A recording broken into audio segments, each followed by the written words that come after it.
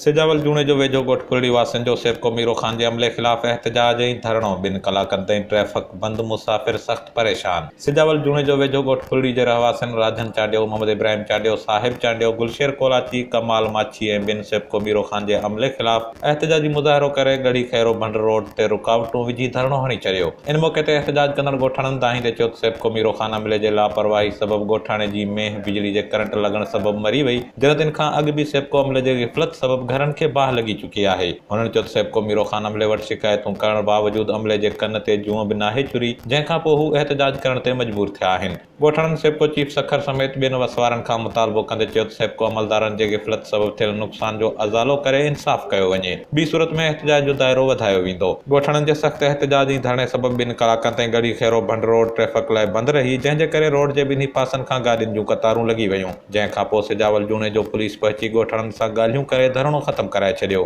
Ansar Jalbani, Kawish digital media reporting team, Sujawal जूणे जो।